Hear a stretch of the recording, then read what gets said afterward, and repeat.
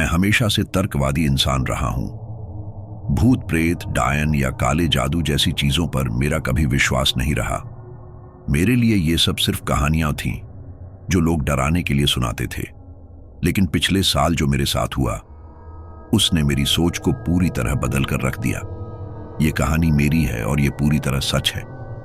मैं जानता हूं कि आप इसे सुनकर मुझे पागल समझेंगे, लेकिन मैंने जो देखा, जो अनुभव किया, उसे नकारना मेरे बस में नहीं।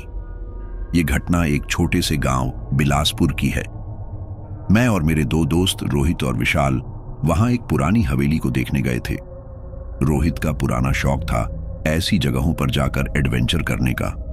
उसने सुना था कि बिलासपुर के पास एक पुरानी हवेली है जिसे लोग डायन की हवेली कहते हैं। इस हवेली के बारे में कई डरावनी कहानियां प्रचलित थीं। लोग कहते थे कि वहां एक डायन का साया है जो हर रात अपनी मृत आत्माओं के साथ वहां मंडराती है। इस हवेली के पास से गुजरने वालों ने अजीब अजीब आवाजें सुनने का दावा किया था। रोहित ने मुझसे और विशाल से इस जगह पर चलने की जिद की। मैं पहले तो तैयार नहीं था, लेकिन रोहित की बातें सुनकर मेरा भी मन बदल गया। हमने रात 9 बजे गांव से हवेली की ओर चलना शुरू किया। रास्ता कच्चा और सुनसान था। चारों ओर घना जंगल था। चांदनी रात थी, लेकिन पेड़ों की परछाइयों ने अंधेरा और घना कर दिया था। रास्ते में हमें एक बूढ़ा आदमी मिला। वह लालटेन लेकर एक पेड़ के नीचे बैठा था। उसने हमें चेतावनी दी, उस हवेली के पास मत जाना, वहां सिर्फ मौत है। कई लोग गए पर लौटकर कभी नहीं आए। रोहित ने उसकी बात को मजाक में उड़ा दिया। मैंने और विशाल ने भी उसे ज्यादा गंभीरता से नहीं लिया। हवेली तक पहुंचते पहुंचते रात के 11 बज गए। जैसे ही हमने हवेली को देखा, मेरे रोंगटे खड़े हो गए। यह जगह सच में डरावनी थी। टूटे हुए दरवाजे, धूल और जाले से भरी खिड़कियां और चारों तरफ बेजान सन्नाटा। जैसे ही हम अंदर गए, ठंडी हवा का एक झोंका आया। ऐसा लगा मानो किसी ने हमें वहां से जाने के लिए चेतावनी दी हो। विशाल ने अपने फोन की टॉर्च ऑन की। टॉर्च की रोशनी में हमें दीवारों पर अजीब सी आकृतियां और रक्त जैसे धब्बे दिखाई दिए। हवा में अजीब सी गंध थी। वह गंध ऐसी थी जैसे कुछ जला हुआ हो। हमने हवेली के मुख्य हॉल में कदम रखा। वहां फर्श पर किसी औरत की परछाई दिखाई दी। वह परछाई बहुत तेजी से हिली और गायब हो गई। क्या यह सिर्फ हमारी कल्पना थी? विशाल ने घबराते हुए पूछा। हमने सोचा कि शायद यह सिर्फ हमारा डर था, लेकिन अगले ही पल हमें किसी के हंसने की आवाज सुनाई दी। वह हंसी किसी इंसान की नहीं थी। वह आवाज इतनी भयानक थी कि हमारे दिल दहल गए। हमने एक दूसरे को देखा। रोहित ने कहा, चलो इसे एक्सप्लोर करते हैं, डरने की कोई जरूरत नहीं। लेकिन मैं जानता था कि कुछ बहुत गलत होने वाला है। हमने दूसरे कमरे में कदम रखा। वहां एक पुरानी लकड़ी की अलमारी थी। रोहित ने उसे खोलने की कोशिश की। जैसे ही अलमारी खुली, अंदर से कंकालों का ढेर गिर पड़ा। हम तीनों चीख पड़े और पीछे हट गए। तभी कमरे की खिड़की अपने आप खुल गई और वहां से ठंडी हवा का झोंका आया। ये जगह सही नहीं है, हमें यहां से निकल जाना चाहिए, मैंने घबराते हुए कहा। लेकिन रोहित ने मुझे डांट दिया, अगर हम डर गए तो ये एडवेंचर कैसा। जैसे ही हम अगले कमरे में गए, हमने देखा कि वहां जमीन पर अजीब से निशान बने हुए थे। ऐसा लग रहा था जैसे किसी ने नाखूनों से जमीन खुरच दी हो। तभी एक तेज चीख हमारे कानों में गूंजी। वह चीख इतनी भयानक थी कि हम कुछ पल के लिए जड़ हो गए। हमने पीछे मुड़कर देखा। एक सफेद साड़ी में लिपटी औरत, जिसके बाल बिखरे हुए थे और आंखें जल रही थीं, हमें घूर रही थी। तुम्हें यहां नहीं आना चाहिए था, उसने धीमी लेकिन डरावनी आवाज में कहा। हमने भागने की कोशिश की, लेकिन दरवाजा अपने आप बंद हो गया और तभी वह औरत गायब हो गई। कमरे की दीवारें हिलने लगीं। ऐसा लग रहा था जैसे पूरी हवेली जिंदा हो गई हो। हमने क्या गलती कर दी? विशाल रोने लगा। यहां से शुरू हुआ असली खौफ, जो हमें अंदर तक हिलाकर रख देगा। हम उस भयानक कमरे में फंसे हुए थे। चारों ओर एक गहरा सन्नाटा छाया हुआ था, लेकिन उस सन्नाटे में भी ऐसा लग रहा था जैसे कोई हमारी हर हरकत पर नजर रख रहा हो। कमरे की दीवारें हिलना बंद हो चुकी थीं, लेकिन वहां की हवा इतनी ठंडी और भारी हो गई थी कि सांस लेना मुश्किल हो रहा था। रोहित, अब और एडवेंचर नहीं, हमें यहां से निकलना होगा, मैंने लगभग चिल्लाते हुए कहा। दरवाजा बंद है, हम जाएंगे कैसे? विशाल ने कांपते हुए पूछा। उसकी आवाज में घबराहट साफ झलक रही थी। रोहित ने अपनी टॉर्च उठाई और चारों ओर देखने लगा। कोई खिड़की या पीछे का रास्ता होगा, हमें ढूंढना होगा, उसने कहा। लेकिन उसकी आवाज में भी अब वह आत्मविश्वास नहीं था जो कुछ देर पहले था। हमने एक पुराने दरवाजे को धक्का देकर खोला। यह दरवाजा शायद बहुत समय से किसी ने इस्तेमाल नहीं किया था, क्योंकि इसे खोलने पर एक जोर की चीख जैसी आवाज हुई। हम सब उस आवाज से सहम गए, लेकिन हमने अंदर कदम रखा। यह हिस्सा मुख्य हॉल से भी ज्यादा खौफनाक था। यहां दीवारों पर पुराने चित्र लगे थे, जिनमें से कुछ के चेहरे खुरच दिए गए थे। ऐसा लग रहा था जैसे किसी ने जानबूझकर उन चेहरों को मिटाया हो। दीवारों पर लटकती लालटेनें अब भी जल रही थीं, जैसे कोई हाल ही में यहां आया हो। यह सब देखकर मेरा शरीर कांपने लगा। कमरे के बीचों बीच एक बड़ी सी लकड़ी की मेज पड़ी थी, जिस पर कुछ पुरानी किताबें रखी हुई थीं। रोहित ने उनमें से एक किताब उठाई। उस किताब का कवर काले रंग का था और उस पर एक अजीब सी आकृति बनी हुई थी। ये क्या है? रोहित ने पूछा। मैंने किताब को ध्यान से देखा। उस पर कुछ लिखा हुआ था, प्रलय की दासी। ये डायन की कहानी हो सकती है, विशाल ने कहा। हमने किताब को खोला। उसके पहले पन्ने पर कुछ लिखा हुआ था, जिसने इस किताब को छुआ वह अब मौत के करीब है। यह सिर्फ डराने के लिए लिखा होगा, रोहित ने कहा। लेकिन मेरे दिल में एक अजीब सा डर बैठ गया था। किताब के पन्ने पलटते हुए हमें डायन की कहानी के बारे में पता चला। इस हवेली की मालकिन सुभद्रा नाम की एक औरत थी। वह अपने समय में एक जानी मानी महिला थी, लेकिन गांव वालों को उससे हमेशा डर लगता था। कहते हैं कि उसने काले जादू का सहारा लेकर अमीर बनने की कोशिश की थी। गांव वालों को शक हुआ कि सुभद्रा ने अपने ही परिवार को मारकर बलि दी थी ताकि वह अमर हो सके। गुस्से में उन्होंने उसे पकड़कर जिंदा जला दिया, लेकिन मरते वक्त उसने सबको श्राप दिया, मैं मरूंगी नहीं, मैं लौटूंगी और तुम्हारी आत्माओं को कैद कर लूंगी। गांव वालों ने इस हवेली को छोड़ दिया, लेकिन उसके बाद से यहां अजीब घटनाएं होने लगी। किताब पढ़ते पढ़ते अचानक हवा में ठंडक बढ़ गई। रोहित ने कहा, तुमने कुछ सुना? हम सबने ध्यान दिया। कोई भारी कदमों की आवाज आ रही थी। वह आवाज धीरे धीरे हमारे पास आ रही थी। वहां देखो, विशाल ने कांपते हुए कहा। एक कोने में एक परछाई दिखाई दी। वह परछाई धीरे धीरे हमारी तरफ बढ़ रही थी। हमने भागने की कोशिश की, लेकिन जैसे ही हम कमरे के दरवाजे तक पहुंचे, दरवाजा अपने आप बंद हो गया। अब हम क्या करें? मैंने चीखते हुए कहा। शांत रहो, यह सब हमारे दिमाग का भ्रम है, रोहित ने कहा।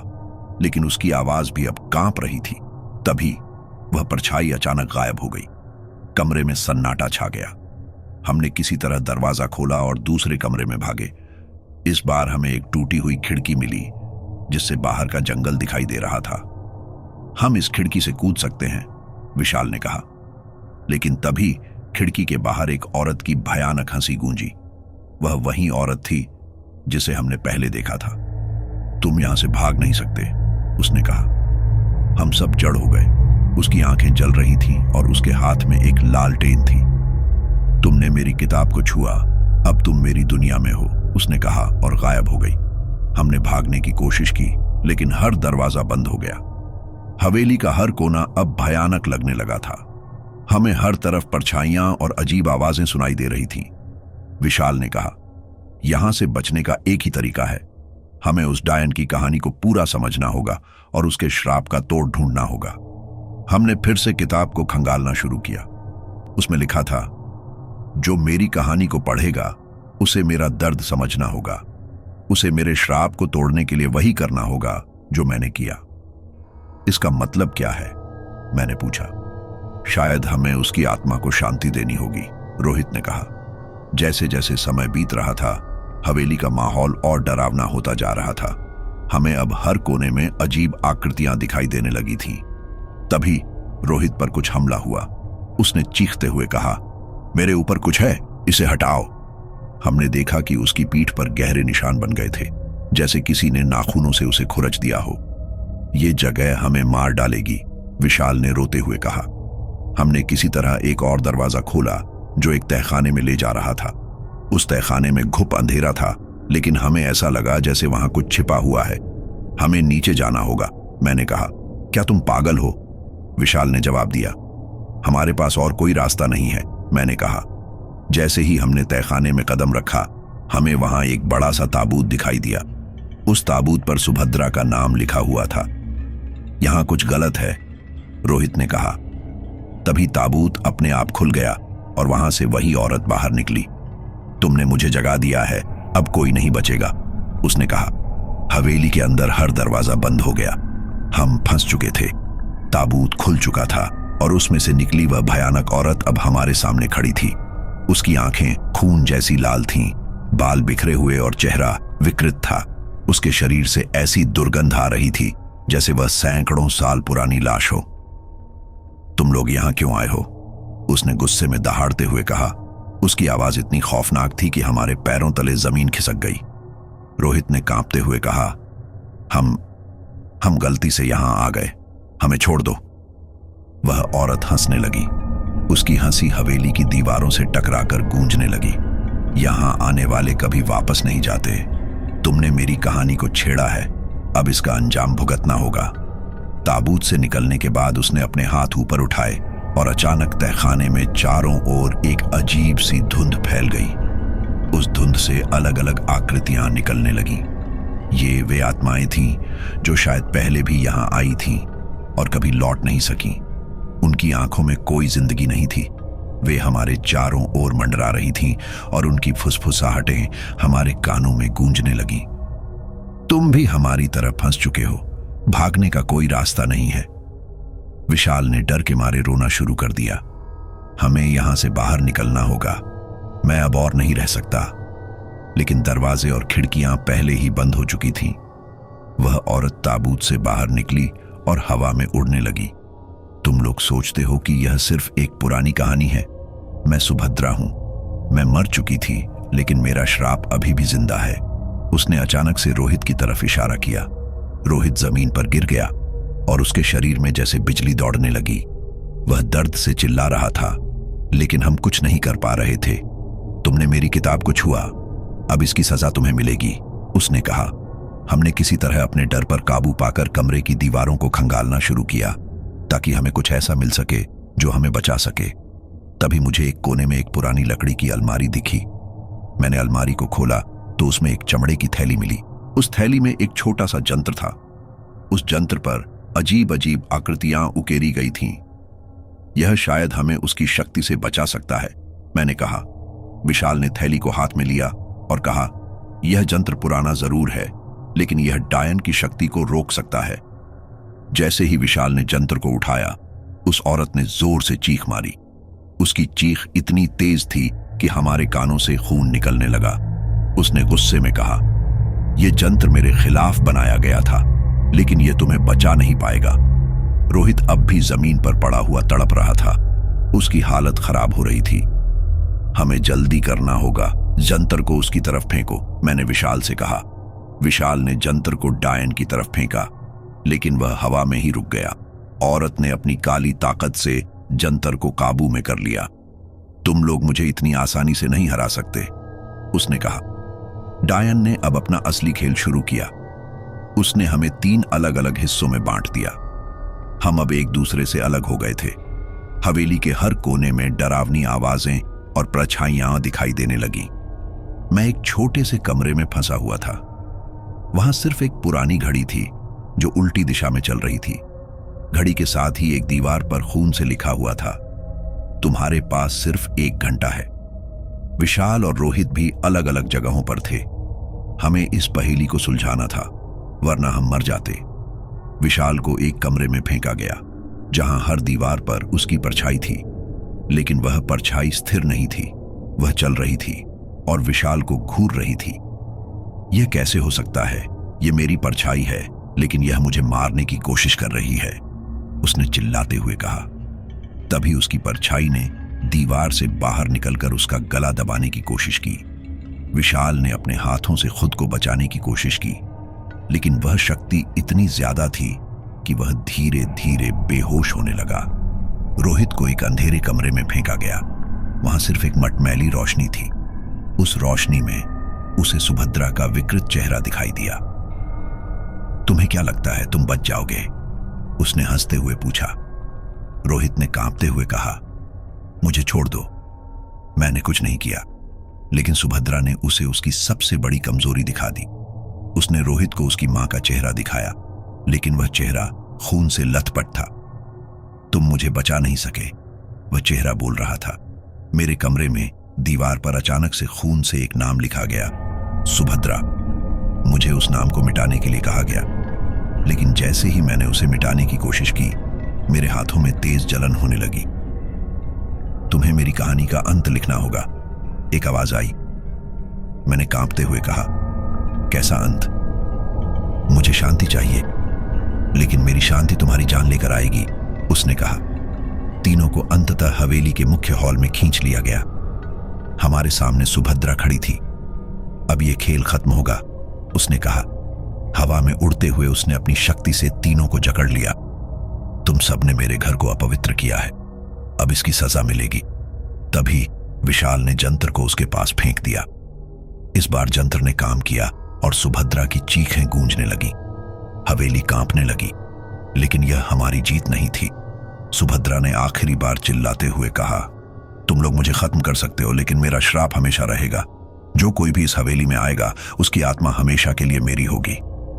हम किसी तरह हवेली से बाहर निकलने में कामयाब रहे, लेकिन जब हमने पीछे मुड़कर देखा तो हवेली गायब हो चुकी थी। और फिर रोहित अचानक चिल्लाने लगा। उसके शरीर से काले धुएं निकलने लगे। यह खत्म नहीं हुआ, उसने कहा, और बेहोश होकर गिर गया। हवेली से निकलने के बाद हमें थोड़ी राहत महसूस हुई। आसमान साफ था, हवाओं में ठंडक थी, लेकिन हमारे दिलों में डर का साया अब भी मंडरा रहा था। रोहित अभी भी बेहोश था और उसके शरीर से अजीब सी काली रेखाएं उभर रही थीं, जैसे कोई अदृश्य शक्ति उसे अपनी गिरफ्त में ले रही हो।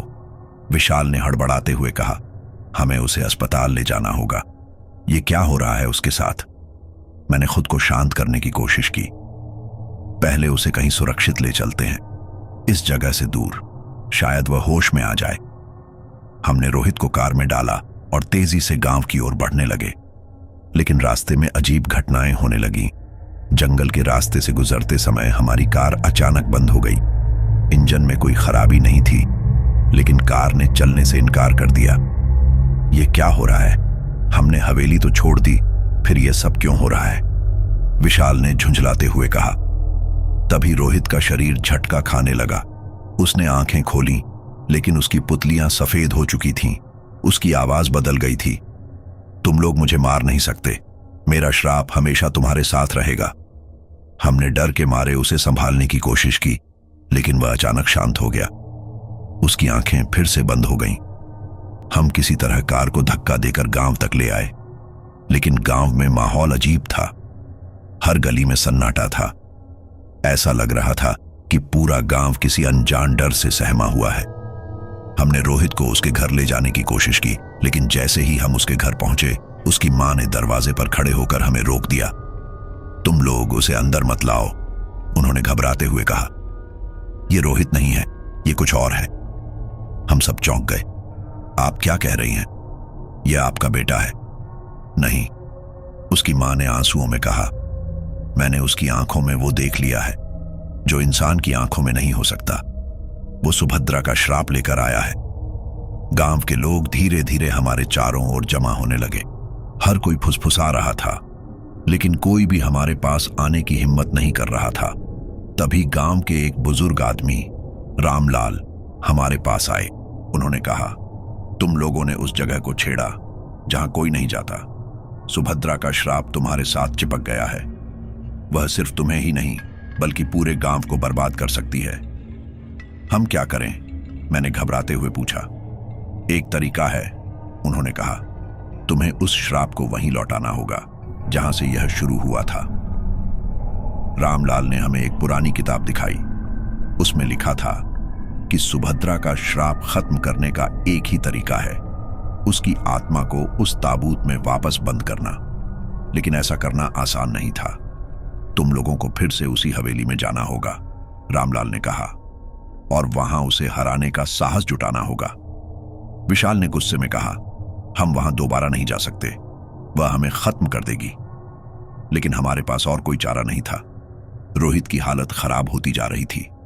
उसके शरीर पर काले निशान फैलते जा रहे थे और वह कभी कभी अजीब अजीब आवाजों में बड़बड़ाने लगता था। रामलाल ने हमें कुछ जंतर दिए जो हमें सुभद्रा की शक्ति से थोड़ी सुरक्षा दे सकते थे। उन्होंने कहा, ये जंत्र तुम्हें कुछ देर तक उसकी शक्ति से बचा सकते हैं, लेकिन ये हमेशा नहीं चलेंगे। तुम्हें जल्दी करनी होगी। गांव के लोगों ने हमारे लिए प्रार्थना की और हमने अपनी यात्रा शुरू की। ये हमारा आखिरी मौका है, मैंने कहा। अगर हम इसे खत्म नहीं कर पाए तो न केवल हम बल्कि पूरा गांव बर्बाद हो जाएगा। हम वापस उसी रास्ते से गुजरने लगे, लेकिन इस बार हवेली पहले से भी ज्यादा डरावनी लग रही थी। उसकी दीवारें काली पड़ चुकी थीं और खिड़कियों से अजीब सी रोशनी बाहर आ रही थी। हमने हिम्मत जुटाई और अंदर दाखिल हुए। तहखाने का रास्ता हमें आसानी से मिल गया, लेकिन वहां का माहौल बदला हुआ था। हर कोने से सुभद्रा की हंसी गूंज रही थी। तुम लोग फिर से आ गए। मैं जानती थी कि तुम वापस आओगे। अब तुम कभी नहीं जा सकोगे। तहखाने में पहुंचते ही सुभद्रा ने हम पर हमला कर दिया। उसने अपने काले धुएं से हमें घेर लिया। उसकी शक्ति इतनी ज्यादा थी कि हमारे जंतर भी धीरे धीरे कमजोर पड़ने लगे। तुम लोग मेरी आत्मा को बंद नहीं कर सकते, उसने गुस्से में कहा। लेकिन हमने हार नहीं मानी। मैंने विशाल को ताबूत के पास जाने के लिए कहा। उसे किसी तरह ताबूत में वापस भेजो। विशाल ने हिम्मत करके ताबूत की ओर दौड़ लगाई। उसने जंत्र को ताबूत के ऊपर रखा और मंत्र पढ़ना शुरू किया। सुभद्रा जोर जोर से चीखने लगी। उसकी चीखें इतनी भयानक थीं कि हमारी कानों में दर्द होने लगा। उसके शरीर से धुआं निकलने लगा और वह धीरे धीरे ताबूत की ओर खींची जाने लगी। लेकिन जैसे ही उसने ताबूत में प्रवेश किया, उसने चिल्लाते हुए कहा, यह खत्म नहीं हुआ, मैं वापस आऊंगी और तब कोई मुझे रोक नहीं पाएगा। ताबूत बंद हो गया और तहखाने में अचानक सन्नाटा छा गया। हम किसी तरह हवेली से बाहर निकलने में कामयाब रहे, लेकिन जब हमने गांव वापस पहुंचने की कोशिश की तो रास्ता गायब हो चुका था। हम वहीं जंगल में फंसे रह गए। चारों ओर अंधेरा था और अचानक हमें सुभद्रा की वही हंसी सुनाई दी। तुमने मुझे बंद कर दिया, लेकिन तुम खुद को बचा नहीं पाए। रोहित ने अचानक अपनी आंखें खोली। उसकी आवाज सुभद्रा की थी, अब मैं तुम्हारे अंदर जिंदा रहूंगी। हवेली से बाहर निकलने के बाद हम खुद को थोड़ी राहत में महसूस कर रहे थे, लेकिन यह राहत केवल कुछ पलों की थी। रास्ता पूरी तरह गायब हो चुका था। चारों ओर केवल घना जंगल और अंधेरा था। हवा ठंडी हो चुकी थी और हर कदम के साथ लग रहा था जैसे कोई हमें देख रहा हो। रोहित का शरीर अजीब तरीके से हिल रहा था। उसकी आंखें सफेद थीं और उसकी आवाज अब पूरी तरह बदल चुकी थी। तुम लोग जितना भी भागो, सुभद्रा से नहीं बच सकते। तुमने उसे कैद कर लिया है, लेकिन वह तुम्हारे साथ ही है। हम दोनों चौंक गए। विशाल ने कांपते हुए पूछा, अब क्या करें? यह जंगल खत्म क्यों नहीं हो रहा? मैंने खुद को संभालते हुए कहा, शायद यह उसका आखिरी खेल है। हमें इस श्राप से बाहर निकलने का तरीका खोजना होगा। हमने जंगल में चलते हुए कई अजीब आवाजें सुनी, जैसे कोई हमारे पीछे कदमों से चल रहा हो। कभी किसी लड़की की हंसी सुनाई देती तो कभी किसी की चीख। ये आवाजें, ये हमें डराने के लिए हैं, मैंने कहा। हमें शांत रहना होगा और इस रास्ते से बाहर निकलने का तरीका खोजना होगा।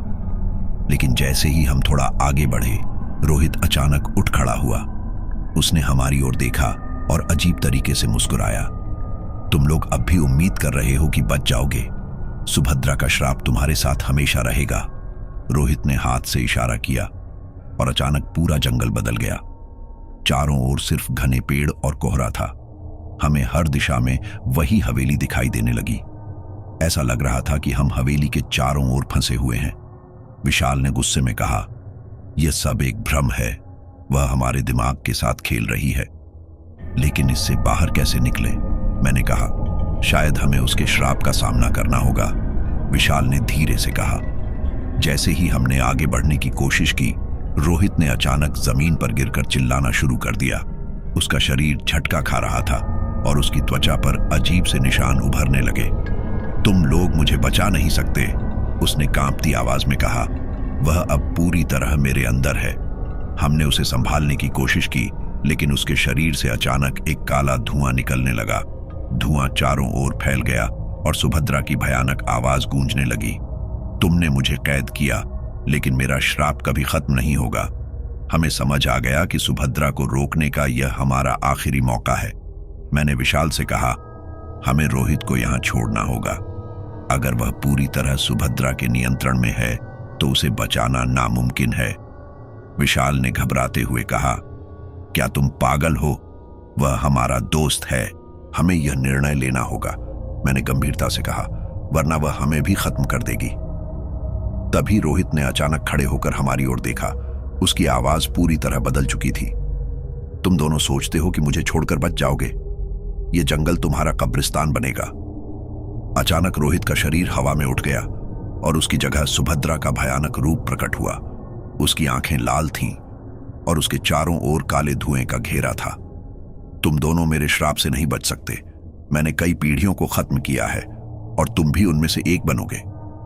हमने बचने की कोशिश की, लेकिन जंगल के पेड़ अचानक हमारे चारों ओर घिर गए। कोई रास्ता नहीं बचा था। विशाल ने हिम्मत जुटाई और जंतर को निकाला। यह तुम्हारे खिलाफ हमारी आखिरी कोशिश है। सुभद्रा हंसी। तुम्हारे जंतर मेरी ताकत के सामने कुछ भी नहीं है। विशाल ने जंतर को जमीन पर फेंक दिया और एक मंत्र पढ़ना शुरू कर दिया जो रामलाल ने हमें सिखाया था। सुभद्रा चीखने लगी, यह खत्म नहीं होगा, तुम मुझे कभी नहीं हरा सकते। मैंने देखा कि विशाल का शरीर कांप रहा था। मंत्र पढ़ते हुए उसकी सांसें धीमी हो रही थीं। उसने मेरी ओर देखा और कहा, यह श्राप खत्म करने का यही एक तरीका है। मुझे इसे अपने अंदर खींचने दो। नहीं, तुम यह नहीं कर सकते, मैंने चिल्लाया। यह करना होगा। रोहित को बचाने का यही तरीका है, विशाल ने कहा। विशाल ने आखिरी मंत्र पढ़ा और सुभद्रा का धुआं उसके शरीर में समा गया। उसकी चीखें अचानक बंद हो गईं और वह जमीन पर गिर पड़ा। मैं दौड़कर उसके पास गया। विशाल, तुमने क्या किया? उसने मुस्कुराते हुए कहा, अब यह श्राप खत्म हो चुका है, लेकिन मुझे मत ढूंढना। यह जंगल मेरा नया घर होगा। उसकी आंखें बंद हो गईं और अचानक जंगल का माहौल बदल गया। कोहरा साफ हो गया और रास्ता दिखाई देने लगा। रोहित धीरे धीरे होश में आया। यह सब क्या था? विशाल कहाँ है? मैंने कुछ नहीं कहा। मैं बस जंगल की ओर देखता रहा जहां विशाल गायब हो चुका था।